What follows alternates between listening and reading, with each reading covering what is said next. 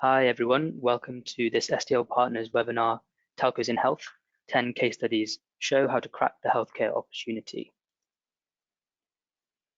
In terms of the agenda for today, we'll kick things off with just a small bit of housekeeping. We'll go through a brief overview of the 10 case studies that we want to cover, dive into the kind of key takeaways on what it takes to succeed in health, touch on the potential strategies for telcos in digital health, and then close things off with a Q&A session. In terms of the presenters that we have on the call today, there's myself, Darius Singh. I'm a consultant at STL Partners and I'll be moderating this session. We also have Amy Cameron, who's one of the senior analysts with STL and has been focusing a lot on healthcare research, and Yesmean, who's a consultant at STL and has been working in detail on some of the consulting projects that we've done in this space. In terms of some of the housekeeping, you guys have entered in listen-only mode. If you do need us, please feel free to type a comment, or you can raise your hand on the panel on the right-hand side if you have any issues. There's also a space where you can leave questions so that when we get to the Q&A session at the end, we'll be able to see what you've asked and get round to it. We'll also, in terms of follow-up, be sending the slides and the recording shortly after this session, which you can go through at your own time or share with your colleagues. If any of you are on Twitter, you can tweet us at STL Partners. And without further ado, I'll hand over to Yesmean and Amy.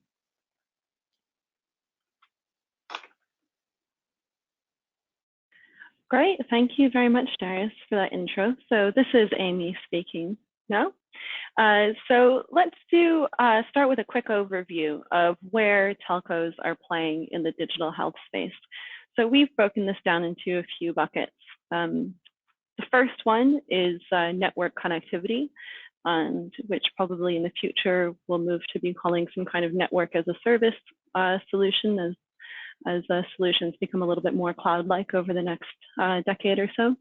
And we've got a few examples here of what that looks like in terms of mobile and fixed connectivity, some WAN solutions, often VPN, and increasingly looking to provide some IoT solutions. So that's kind of the common entry point for telecoms operators in healthcare, and lots of telcos are doing stuff in this field, and not necessarily with a strong healthcare focus when they're targeting just this bottom layer. Next up is what we call integration and interoperability. And for those of you who have been following STL Partners research, when we've looked at other industry verticals, or when we're talking about our coordination age concept, we've been calling this application enablement. And this is a horizontal layer that sits across lots of different applications and solutions. And in the healthcare market, that is primarily focused around data exchange. And that's because you have so many different players in the healthcare market. You have hospitals, you have family doctors, you have pharmacies, you have insurance providers and governments. There are just so many different players, and exchanging highly sensitive data between them that's in many different formats, and trying to fit it into systems that are hugely complex. If you look at a hospital, even within a single hospital, there could be hundreds of systems. So data exchange is the main part of application enablement that gets talked about in healthcare. But there's lots of other stuff, including identity authentication, or sometimes considering some kind of local data storage. Depending on what you're doing, some people might put analytics in this field, but I think that we prefer to put that more on the solutions and applications layer. So these are actual software solutions that are helping healthcare professionals, whether that is clinicians or doctors or social care providers or insurers, to deliver higher quality healthcare to patients. And so we've got some examples here. I think the main ones that we often talk about are medical records, electronic medical records, which we've got up top, or sometimes these are called electronic health records, EHRs.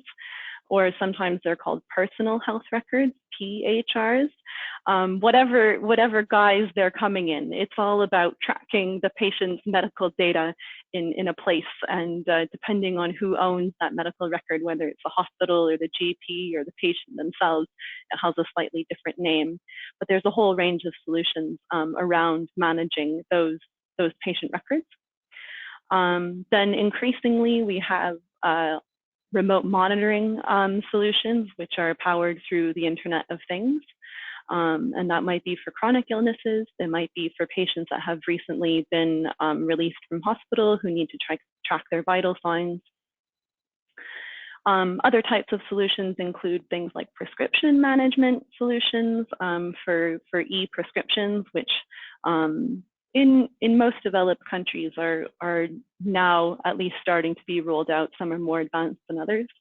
And as I said before, increasingly the application of analytics based on all of the data that these software solutions are generating. And that's relatively early stages when we're talking about healthcare delivery today. Finally, on top of that, you have the actual medical services, the actual doctors that are speaking to the patients, or, physiotherapists, or, social care providers, what have you, that are dealing with the end patients. So here's a quick overview of the telecoms operators that we are going to be looking at today. So this is based off a report that we published last year, which was looking at many of these operators, although Orange was not in that report. So that's a new addition today. As you can see, we've got Vodafone and AT&T, and they're both doing some IoT stuff on the network side. So we'll be looking at those. Then we'll have a discussion of BT, O2, and Verizon, all of which hit some bumps in their approach to the healthcare market. And then, as you can see, there are a range of telcos that are taking a more comprehensive look at the healthcare market, TELUS being the most comprehensive, so we'll do a little bit of a deep dive on that. Likewise, Swisscom and Telstra are both quite heavily exposed to the healthcare markets in their local countries. Then we'll look at Orange, which is starting to build up a little bit more of a presence. And finally, Tonic, which is a subsidiary of Telenor operating in Bangladesh and taking a B2C approach to the healthcare markets. That's quite interesting, and may not be applicable in developed markets, but a very interesting case study nonetheless. So that's a whirlwind overview of where we see the opportunities in the healthcare market, and hopefully our look into the case studies will give you a bit more depth on what we mean by all of this. So that brings us to our opening poll, where we'd just like to get a little bit of feedback from you guys, the audience, in terms of where you think the opportunity is for your organization. So we'll get that poll started. And what we'd really like to know is where do you think the opportunity is for your organization? What do you think? What do you think is the best opportunity for you guys? And if that may be in the future, if you're thinking of an opportunity, or that might be today an opportunity that you're already pursuing. So we'll just give you a couple of more seconds to finish that and see where everyone stands.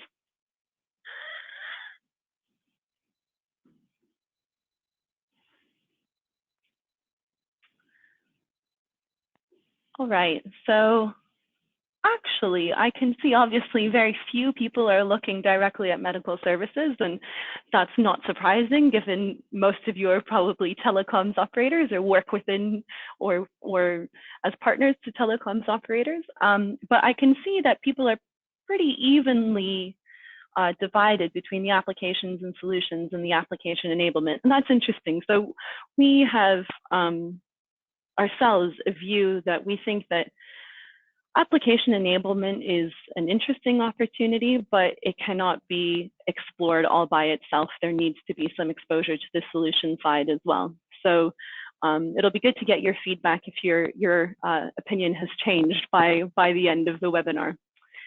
So with that, we will move on to our first case studies. Okay.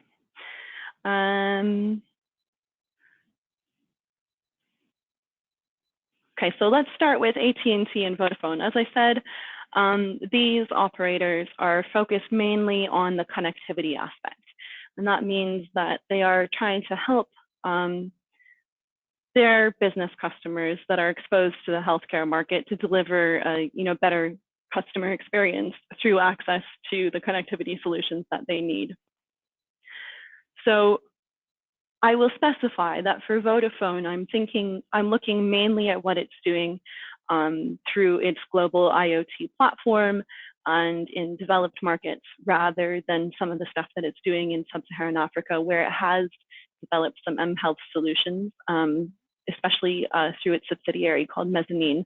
So I won't be looking at that stuff today. It's not that they don't do any of it, but it's not what we're looking at today. So some of the stuff that Vodafone is doing is, as you might imagine, very focused on the IoT side. So I'll give you a couple of examples. The first one is with a company called Midi Santé, and Vodafone provides SIMs for its connected health devices. So that means that for patients that are being set up by their doctors or their insurance providers with something to help track their vital signs, whether that's a glucose monitor or it's a heart monitor or a scale to manage their weight or what have you.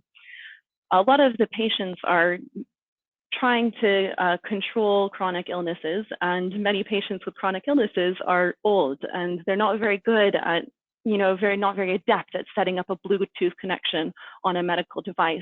And that's a big barrier for them in terms of adopting these digital health solutions. So through its partnership with Vodafone, Midi Santé has incorporated a SIM card so that these devices are really just turn on and use immediately. There's very little setup required. And that makes it a much smoother experience and much more likely for the patient to take it up and to continue using it. So that's one example of how Vodafone is partnering with a medical device company. A second example is a partnership with a company called Kinsey, which is using Vodafone's global IoT platform to give on-the-go support for its customers. So what happens is sometimes Kinsey's customers will end up having to visit the hospital through an ambulance, and Kinsey relies on Vodafone connectivity in order to connect the patient when they're in the ambulance to the care provider who is in the hospital. And that means that ahead of the patient arriving in the hospital, the doctor or the care provider that they're meeting there has a better idea of what's happening with the patient. They can start to prepare for the patient's arrival so that they can begin treating them immediately upon their arrival, rather than have them wait around once they've arrived at the hospital. And so that's really, if you like, a connected ambulance 1.0 type service. Now, another example of what Vodafone is doing, and you can see this little diagram that I have on the right, is something that Vodafone put out in its marketing material about how it's working with medical IoT device makers to improve drug adherence. So Vodafone has sort of highlighted this alongside its partner, HealthBeacon, which is an Irish company that focuses on improving drug adherence as a major issue within the medical space, is that a lot of people, they're prescribed drugs, but then they don't take them properly. And for long-term chronic illnesses, this is really a big problem because it means that the patients are going to have more likely to visit the hospital, or their conditions will deteriorate over time. So if there is a way for companies like HealthBeacon to track how well patients are taking their medicines, and give them alerts or give them reminders or figure out ways to integrate with their lifestyle to improve their adherence to drug prescriptions, then that could improve overall health outcomes. Now, we haven't heard any further on how much this has been developed, but at the time, when Vodafone started this partnership with Health Beacon, it sort of suggested that this might be an area of focus for it within health IoT. So we'll see whether that comes to pass or not. Next up, we have AT&T. Again, an IoT focus, but it actually has two main customer groups. So the first is hospitals, and this is more about providing your fixed connectivity and connectivity within the hospital, and a lot of security for hospitals as major enterprise clients. And it's doing a little bit of exploration around 5G in this field, although I have to say that I personally am not hugely convinced that this is going to be an immediate take up within hospitals. There are lots of challenges, for instance, around indoor coverage with 5G, which I think will make this more of a long-term play. Likewise, it's partnering with medical device OEMs to improve their offering to customers. So part of the way AT&T does this is through its foundry. It has one which is set up in the Texas Medical Center, which is, I think, the biggest in the whole of the US. And what AT&T does is it provides a sandbox where it offers technical support to these medical device makers to help them figure out how best to integrate the connectivity into their devices. And the business model is the shared IP revenue. So a couple of examples of what AT&T is doing. One is with this company called Cardio, where AT&T provides the connectivity and data security. And on one hand, where I have the little heart, that's the device that's with the patient, which is monitoring their vital signs. And on the other end, you have the hospital and the hospital system.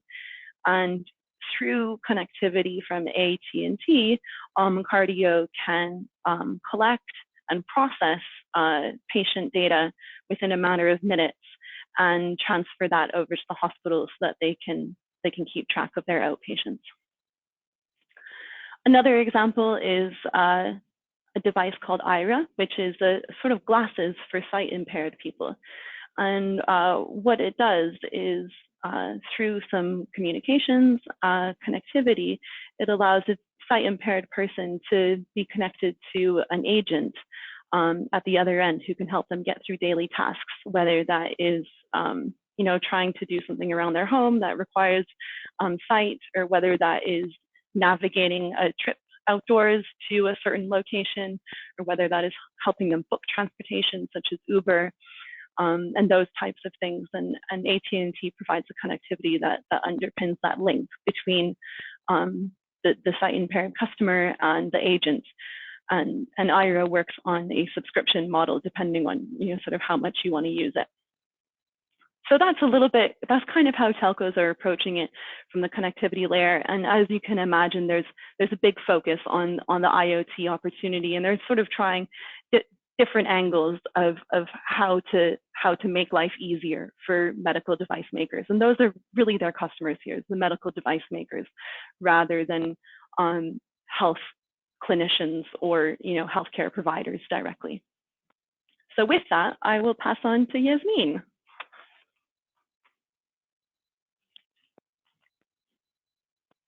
Hi, this is Yesmean speaking here. So next, I guess we'd really like to draw, some key lessons from past examples of healthcare plays by other operators. This isn't necessarily to say that these operators are no longer in the healthcare space or do not have any plans to be, but there are, some isolated examples that we'd like to draw out. So first, we're looking at BT. So BT was one of the 4 lead contractors in a multi-billion project to rehaul the IT systems within the National Healthcare Service in the UK. This was in 2003. And for BT, it was roughly a $1 billion 10-year project for something called the National Data Spine, specifically around London. So a database that essentially houses the electronic patient records with some other transactional messaging services and other things to connect and be able to provide healthcare professionals with a lot of these patient records. And another one was, a contract to deploy something called the N3, which is the NHS broadband network service. So some elements, for example, the N3, are, as you can imagine, are very closely linked with BT's core expertise, and other components were subcontracted out, first to a company called IDX, and then to Cerner. And so that's mainly how they did this, through, and is a series of other, lead providers as well, such as Fujitsu, Accenture, etc. And I think, in terms of, I think how this went, there were a lot of difficulties in delivering some of these projects, more so particularly with the spine, as you can imagine. There were some subcontractor changes, as I mentioned. There were significant implementation problems. There were glitches, bugs, and system failures, which affected patient concerns and additional spending of some of the hospital trusts to cope with some of these issues, and a series of contract reset negotiations as well. I think the key thing here is around the effect of what happens in taking a one-size-fits-all approach, particularly with such a huge, nationwide contract. So I think they found this out the painful way. This doesn't quite work. So as Amy said, every hospital has different structures, multiple different systems, and therefore different requirements, priorities, which, as you can imagine, a one-size-all-fits approach doesn't work, because for every single hospital, it requires tailoring to ensure that it fits within the existing environment there. And so another thing is underestimating some of the complexities within the sector and some of the challenges specifically that different stakeholders within the healthcare sector face, which I think was slightly reflected in, for example, the planning process. So although, BT had missed some of the targets and milestones, and they had faced some fines, for example, I think one of the things that was reflected in showing some of the complexities in this project was the fact that it delivered systems to 5 London hospital trusts by 2010, when it was supposed to have delivered all 31 of them by 2005. So I think if that gives an idea of how much time it requires for each hospital to roll out some of these systems, then that should give you a good idea. And the other thing is of course, a lot of these flagship contracts like these are huge opportunities for operators, but again, as we could see from this, failure to execute can have quite severe consequences, both financially and reputationally. So here we can see that the amount that you spend on delivering some of these projects, doesn't necessarily reflect the amounts that you receive after, because of, for example, delays, payments, renegotiations of your contract, etc. And in particular with this NHS program, it was seen as one of the biggest IT failures in healthcare, and it cost, it was estimated to cost the taxpayer, billions of dollars. And I think this, as a result, led to limited opportunities since for BT beyond connectivity. They're still doing, some things within this space. But I think here in this specific example, this begs the question of whether BT at this time took on too much without building sufficient knowledge and expertise of the healthcare market and different intricacies within that. The next case study here we're looking at is O2. So here, O2 launched 2 products around 2013, both developed in Telefonica Health Labs. So the first one was Help at Hand, which is a special handset or wristband that helps to monitor someone's location and enables them to summon assistance when needed. And the second one here is the Health at Home, is essentially a service that allows healthcare professionals to remotely monitor a patient's health. So at the time, they were quite innovative offerings and fit in well with the existing brand, and have successfully tested and received well during end user trials to showcase the products and their reliability. And so how they actually did it, so for the Help at Hand, they sold this product through the O2 shops themselves, and also at high street pharmacies. So for example, at Boots and Tesco, if you're familiar with those brands. And then with the Health at Home, what they Here, what they looked at was the expectation that this would be aimed at the NHS and private healthcare companies, and they would be the payers for this. And so the issue here, given that what I'd mentioned was the fact that the customers didn't expect to buy a healthcare product at the service provider store. So you wouldn't go to a store, and if you pick up a SIM card, or if you looking to get a subscription, a healthcare product isn't something that you necessarily buy as well. Second thing is staff within those stores lacked expertise, specifically in healthcare sales, which then rendered the stores as, I guess, a relatively unsuitable channel. And in terms of the high street pharmacies, such as Boots and Tesco, where you would expect to pick up some of these things, I think the key thing here was the fact that the product itself cost twice as much as a typical purchase. So the actual result was the fact that the general uptake was much slower than O2 expected. And then if we look at, for example, the health at home, so as I mentioned, it was aimed at the NHS and private healthcare companies to obviously provide better patient care at lower cost. But the issue was that there was a poor financial case for practitioners. So a lot of practitioners who were paid on per patient visit. And so this affected, for example, financially on their side. But then there was also expectation that this would be paid by the NHS. But again, as we may know, the NHS, there's a lack of budget from their side. So here there wasn't really a determined path for achieving widespread adoption here. So the result of this was O2 exited the market less than a year after launch, choosing to quit rather than pivoting. And this is quite similar to another example that we'll come upon here. So the last one in this slide we'll look at is Verizon. So the two products that they launched here were the virtual visits, which is a service that allows doctors to have virtual appointments, and then the Converge Health Management Device Platform, which essentially is a monitoring platform that collects and stores data from personal health devices that patients can use at home. And this was all developed in-house.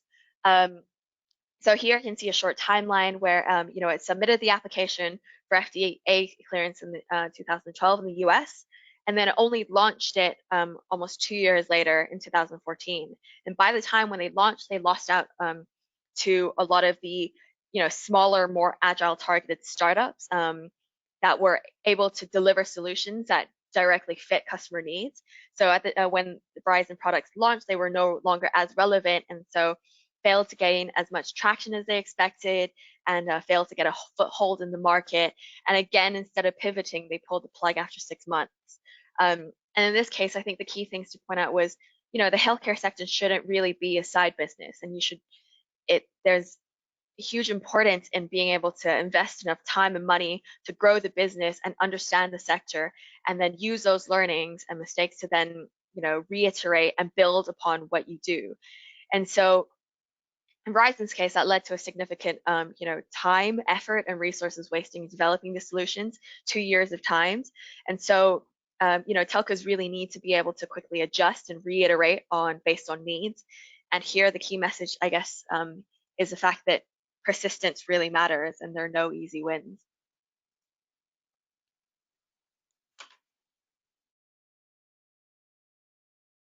All right, thanks, Yesmean.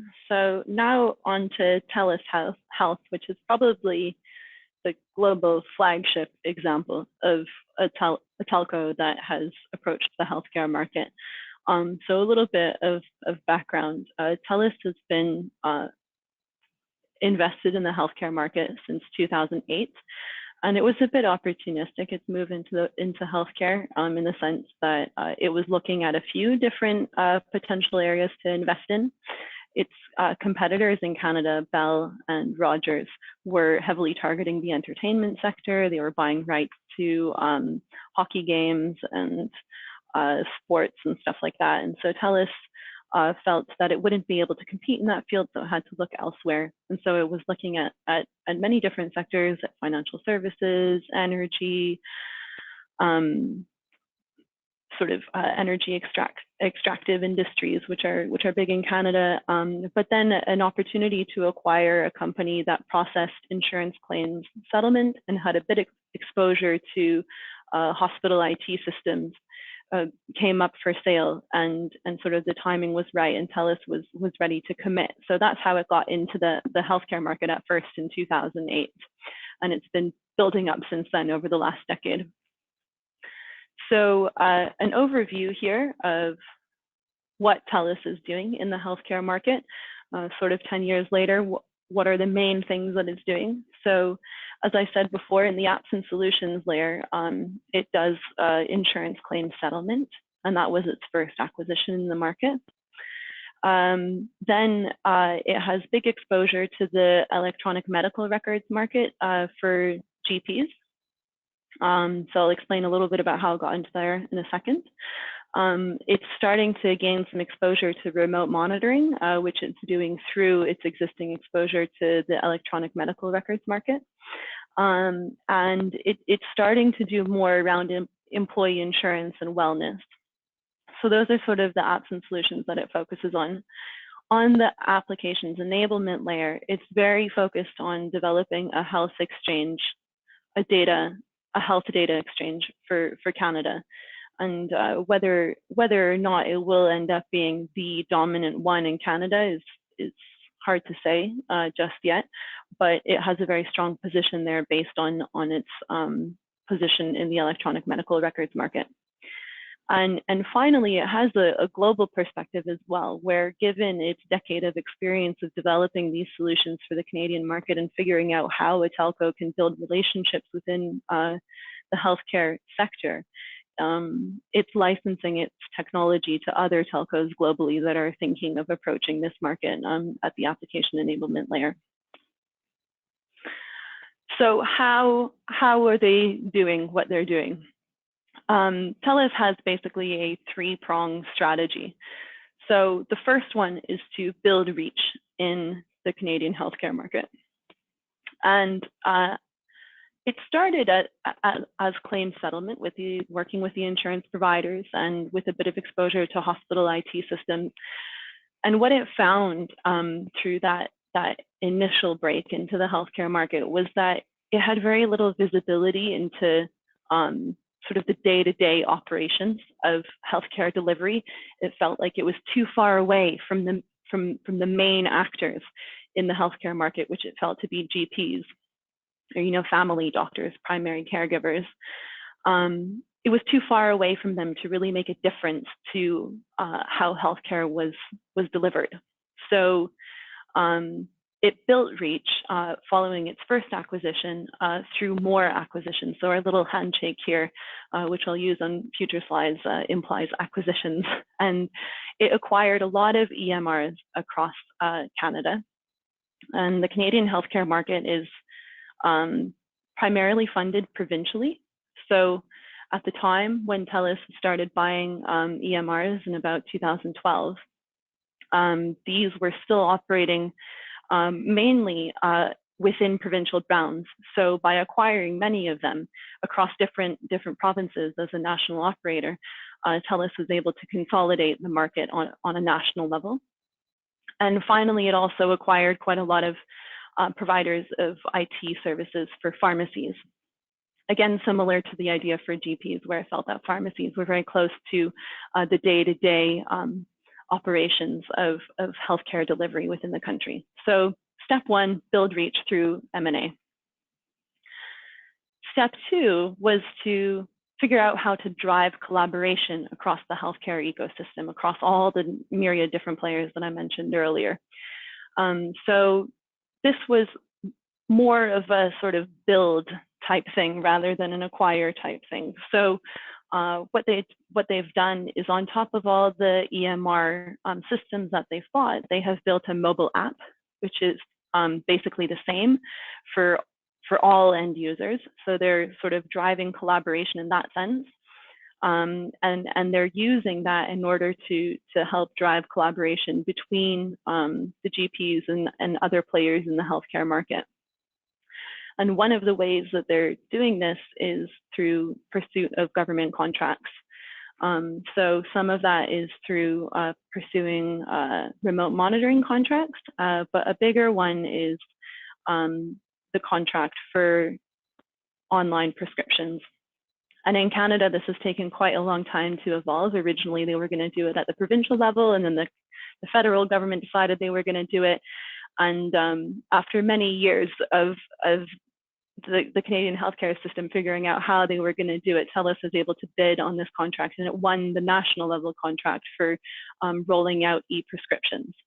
And that requires collaboration, not just between the pharmacies and the GPs and the patients and hospitals, but also between other players, other software players within the Canadian healthcare market. So it allows TELUS to take a slightly more neutral role in the data, health data exchange layer.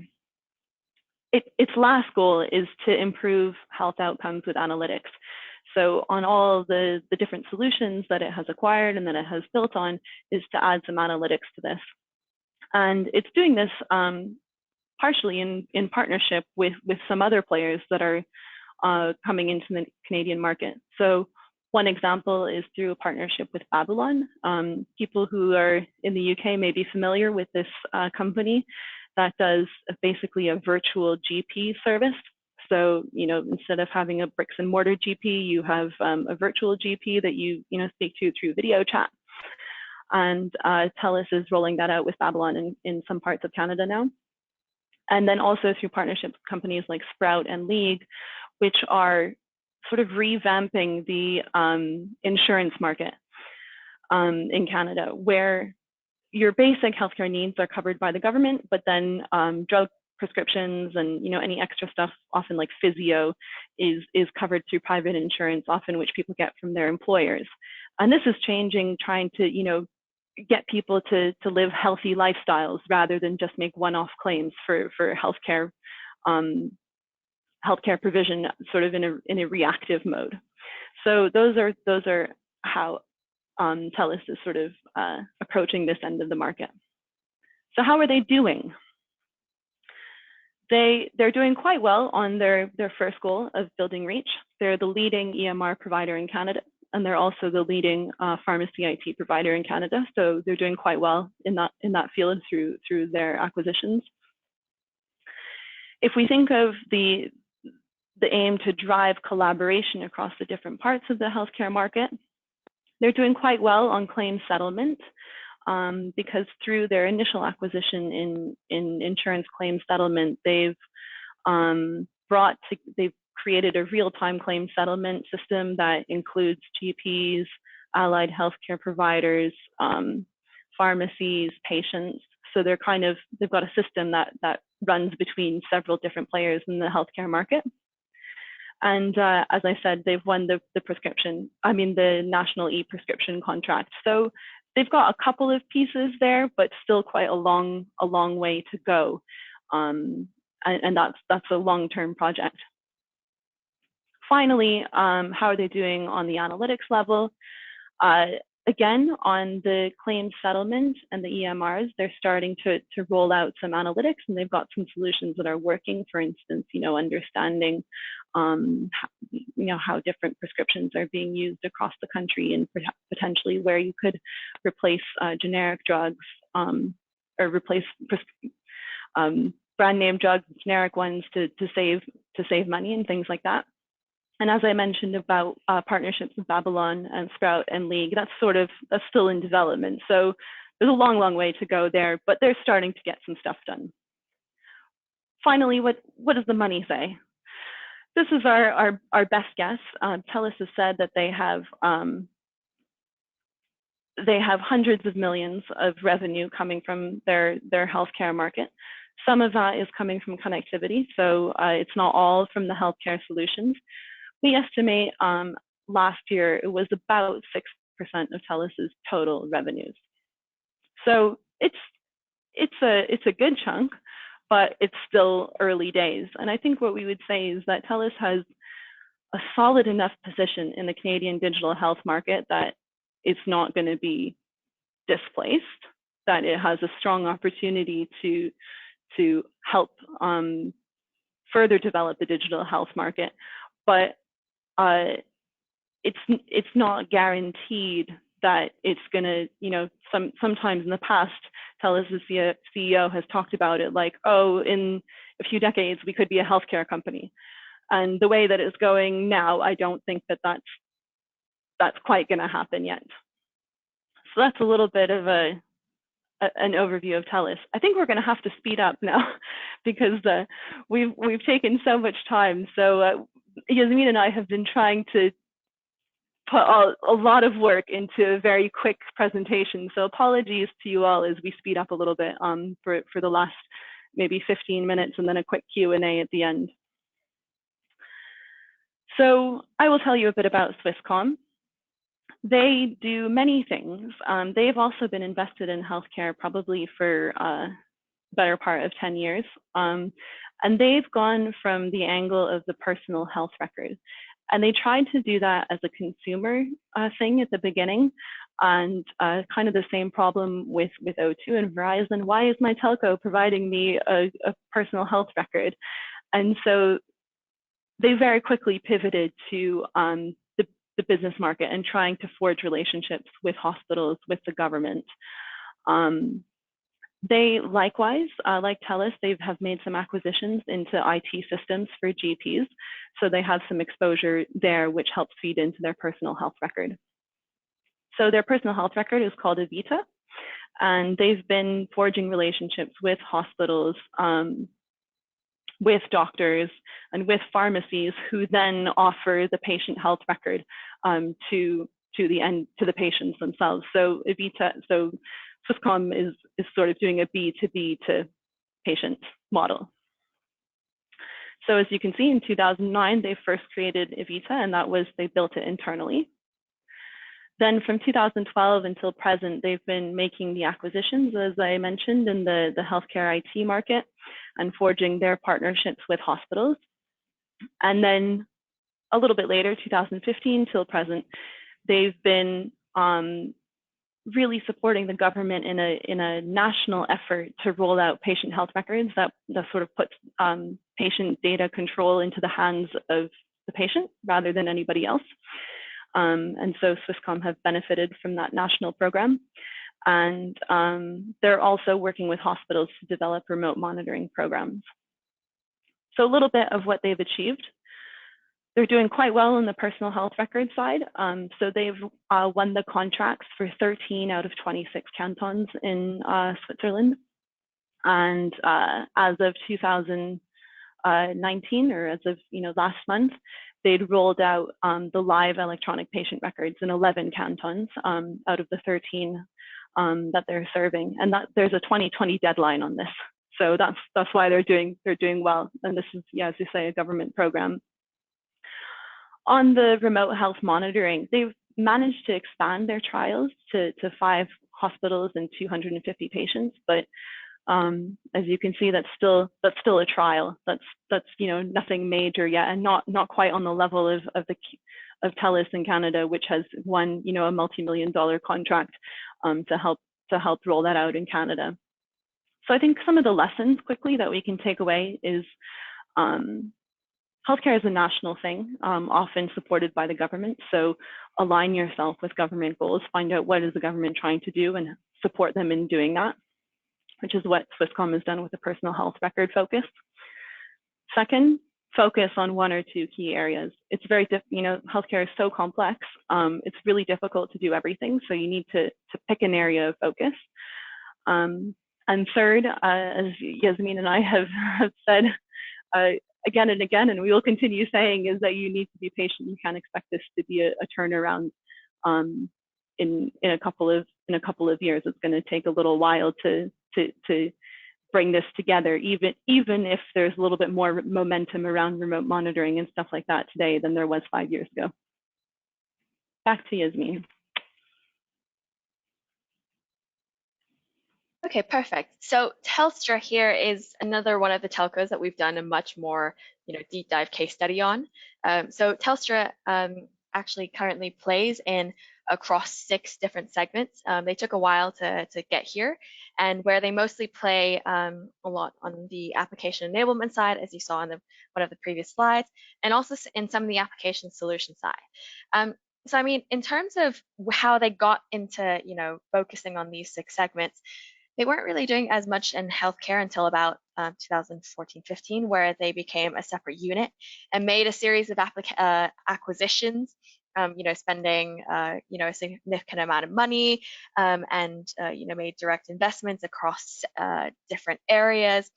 And some of those areas, they spanned across multiple different domains, and some of those didn't do as well. It wasn't as clear as to what or where Telstra wanted to focus on playing in, or what their overall purpose or goal was to become. And so then Telstra really spent the next 2 years consolidating these acquisitions into the overall Telstra Health umbrella, and then looked to focus on these 6 segments. So, pharmacy, hospital health services, data and analytics, population health solutions, age disability care, and then also a little bit on emerging markets as well. And then, after that, it was right now what they're focusing on is really in building and creating synergies within their portfolio. Once they've narrowed it down to the key segments, how do they then take the capabilities and skills across these different acquisitions to provide new solutions? So in terms of what they've, where they are in these 6 segments, so with regards to within the pharmacy space, so via Fred IT, which it's a major investor in, Telstra is actually a market leader in the pharmacy space. They have a real-time prescription monitoring solution, and they have currently more than 2,700 pharmacies using the software across Australia. They have the prescription exchange that handles over 250 million prescriptions annually. So this is, one of the spaces where, acquisition is important in trying to build that reach and build, the capabilities within that. And then next, within the data analytics space, so this is again through another acquisition of a company called Dr. Foster. So they are actually a market leader in the UK, and they also operate in Germany as well. And in the UK, they have more than 150 organizations that use healthcare analytics solution.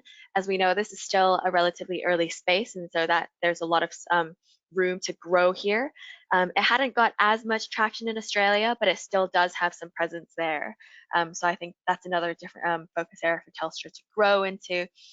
The next space here is in the age and disability care, where they have more than 350 care providers that use their software. And here, the software is really around medication, workforce, and patient management within these age and disability care facilities.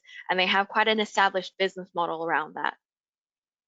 In terms of some of the other segments, they see themselves really as a challenger in the hospital space. They've got a lot of engagements with some of these big tertiary hospitals. So they've got over 100, public and private hospitals across the country who are using some of the solutions, and also more than 200 Indigenous health service sites using its clinical or administrative solutions. And then within sort of what they see as a longer term big play. So similar to, for example, the BT case, they have a, not only do they have this contract to build a real-time prescription monitoring platform, leading on from the work with Fred IT, but they also have a multi-million contract, with the government for the population health screening platform, which here in this case is a national cancer screening registry, which is a real-time electronic record that tracks who's due for screening, and that individuals, GPs, and specialists can all access and monitor and recommend suitable treatments for at-risk individuals. And so they started first with cervical cancer and then moving on with bowel cancer. And this project, similar with the other one, hasn't been without delays and issues either, but it's not as clear as to what the impact is yet on what Telstra Health is.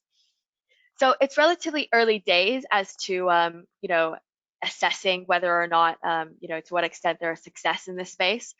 But they do have a lot of challenges that they have to start trying to address. One of them is how do they then integrate and balance agility within their acquisitions, and then integrate that into their overall umbrella. And in comparison to, let's say, Swisscom, who focus on 1 or 2 areas, 6 segments is still a lot of things to focus on. So I think it's really clarifying, their brand, their role, their purpose in the healthcare space. And then also really, apart from, delivering on these major flagship programs, is to then figure out how do they grow and then expand their offerings from their acquired solutions here.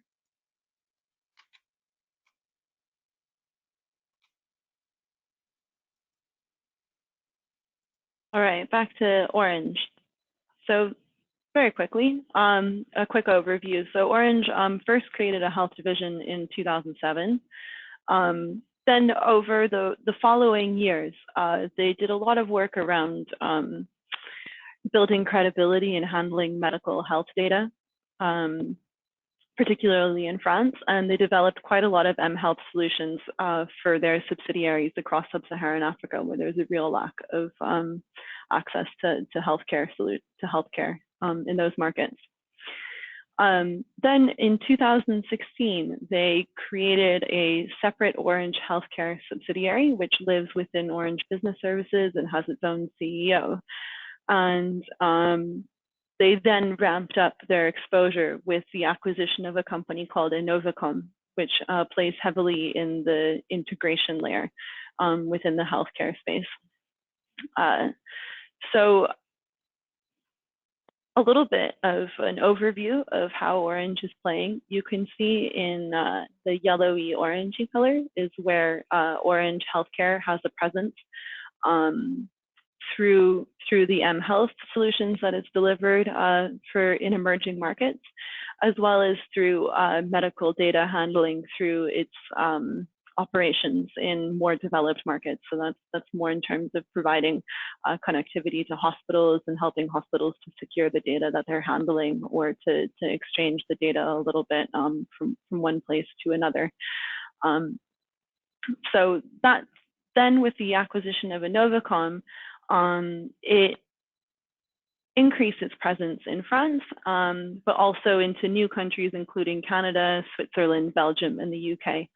And actually, some of the personal health record stuff that Swisscom is doing in Switzerland, and Novacom is also working with in other cantons. So that gives you a little bit of an idea of some of the support that it offers. So a little bit more about Innovacom. It provides the integration layer that sort of translates data formats and shows it up nicely across different hospital systems or different GP systems. It works across the healthcare market, and that solution is called the integration engine, and that reaches into more than 1,500 hospitals and healthcare providers across Europe. It also has a Patient Connect solution, which is, again, about managing data, but more on the remote monitoring side. And then finally, it has a solution called SuriCat, which is it's a kind of a notification system for hospitals that can give notifications about different medical equipment or devices that are around the hospital to sort of track their status. And that may be potentially an entry point for the biggest problem that many hospitals face, which is, where is my stuff? So that may be a potential entry point for Innovacom there. And so it builds on what Orange did sort of in the 2010 to 2014 period, where it did some work around data analytics in healthcare and understanding how to manage that healthcare data. So very clearly playing in the integration layer, but probably a little bit light on the actual end solutions, which we think could potentially limit the growth opportunity, although there are different ways to grow that space. But we think that in order to really capture deeper value within healthcare, that's the direction that Orange may want to look at if it decides to commit to the healthcare market long term. So back to Yesmean for our final case study. Okay, so a final case study is a really interesting one, as Amy mentioned. So it's a unique example of how a telco gave rise to a successful startup. So Tonic, as Amy mentioned, is the healthcare brand for Telenor, and it's a really example of how it fostered innovation in an emerging market. So what Tonic does, in the Bangladeshi market, there are, severe doctor shortages. 99% of the population don't have health insurance, and millions of people are pushed into poverty from out-of-pocket health expenses. But interestingly enough, they found an opportunity in the mHealth space because they found that out of the 170 million people, 140 of them use mobile phones. And so, what is it that they exactly do? So the main things here are really around cash coverage. So, being able to cover, a certain number of hospital stays and some of the expenses that you incur while you're in the hospital. Another one is also, access to doctors remotely. So this is through doctors that they employ themselves through an agency, and having access to them either, through doctor calls or doctor chats that you can pay for. Another one is also healthcare discounts, appointment bookings with those doctors themselves, and then also health channels where they send, simple tips via SMS or other social media channels.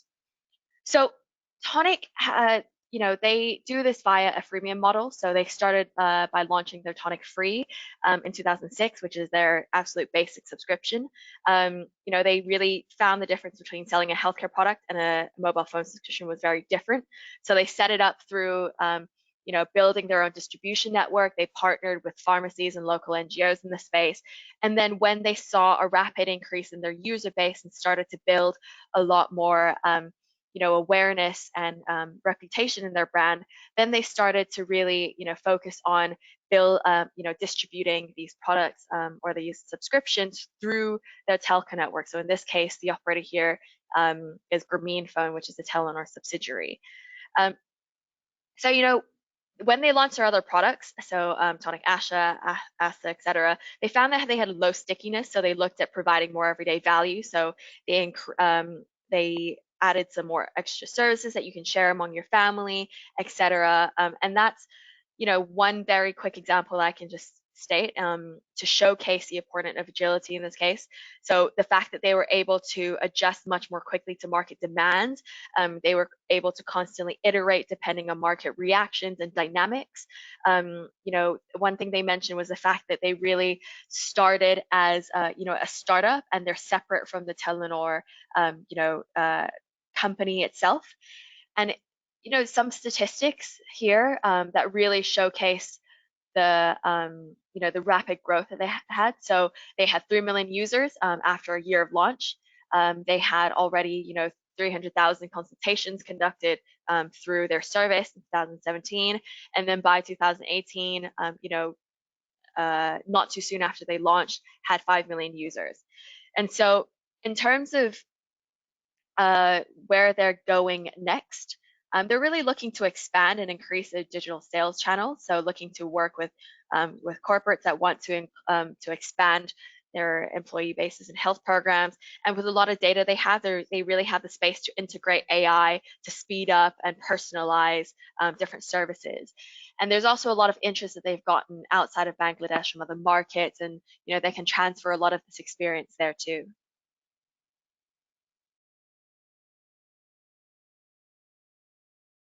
All right, everybody. So we apologize that our next section, I don't think that we'll have the time to go through in the same level of depth as we would have liked to. So I think that I'm going to skip through this slide quickly. And for those of you who want me to talk it through with you, please email us and I will tell you about it. But I think that basically, if we just look at this quickly, I've divided the healthcare market into 4 areas.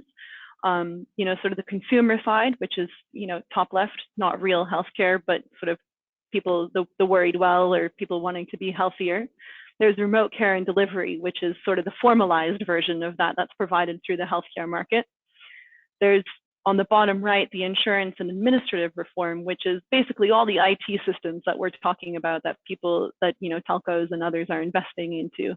And finally, the idea that you can enhance all of this with artificial intelligence, potentially over the long term.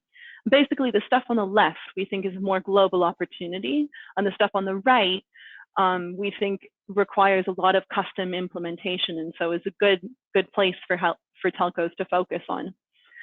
I won't go through the in-healthcare example now because we don't have very much time, but I think I will leave you with this while we take a couple of questions, and I know that we won't have time to answer them all, so we'll have to email you back. But sort of with this idea that we think that telcos could start on the bottom right with M&A to find their anchor tenant, sort of who is their target focus within the healthcare market, and build out from there into remote care and delivery through partners. And if they establish a good presence on the right-hand side, then they could potentially be an interesting partner for the more global players like Fitbit or, Apple HealthKit that are looking at the consumer wellness side, but trying to penetrate more into the formal healthcare market.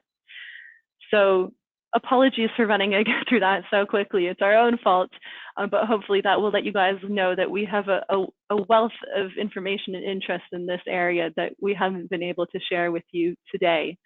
So I think at this stage, we should probably take some questions.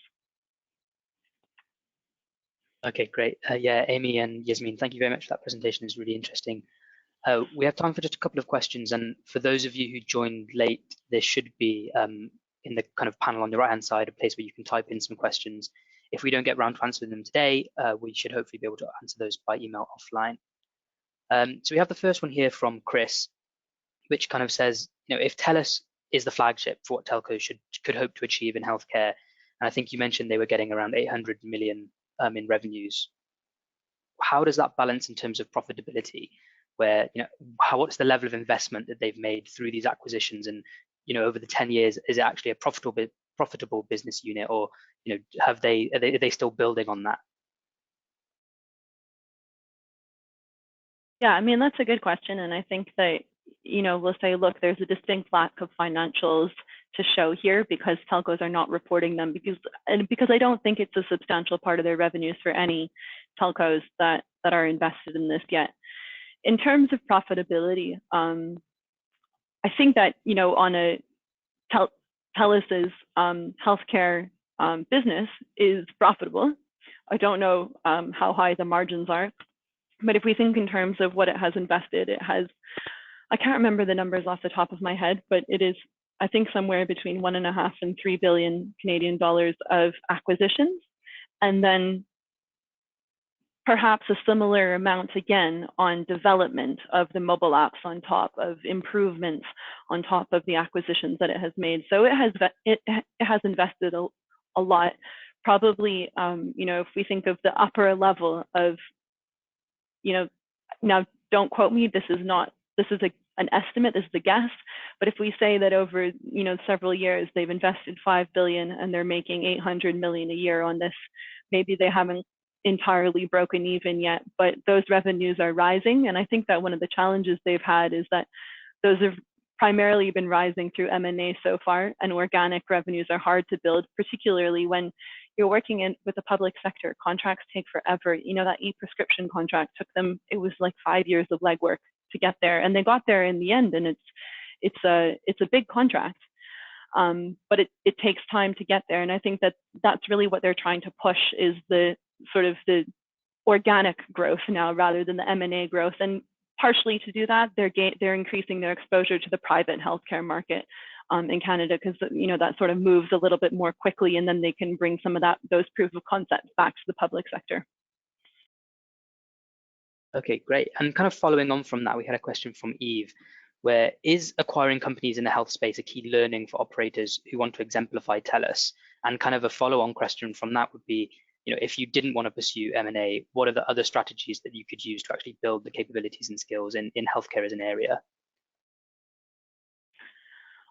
I think that M&A is probably necessary. I think just because telcos don't have knowledge of the healthcare buyers, of the challenges that the healthcare market faces, you look at, it's not that they don't have the technical capabilities, like the example with Verizon or O2, they can build something, but they don't understand the dynamics of the healthcare market, and they don't have the relationships there that help them make these propositions successful. So I think it's very important to help build those relationships and gain a credibility if they're not interested in sort of making that dive into M&A in the healthcare market, then I think they have to think a little bit more differently about how they want to approach it.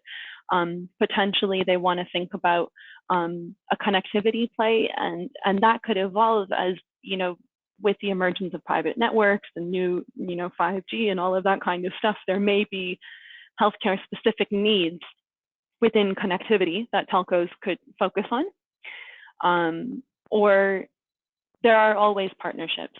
So I think in some cases, the telco has the relationship with the government. So I know one example is Telia had a partnership, or, you know, a contract from the government to deliver some remote health solution, but they didn't necessarily have the capability to roll it all out. So they partnered with a technology company called Taxio that helped them bring, you know, do the technology side of the remote health monitoring solution. So I think it kind of depends on what the opportunities look like in your market. But if you're not willing to make an acquisition and you know, have a focus on a specific part of the healthcare market that you're going to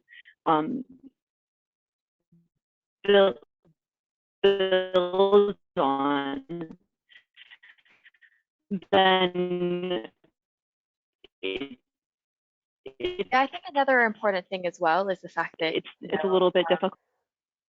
The key thing here is the fact that M&A needs to have a purpose. So it needs to fit with what your overall vision is of where you see yourself playing, and what your position and your role is within the healthcare sector.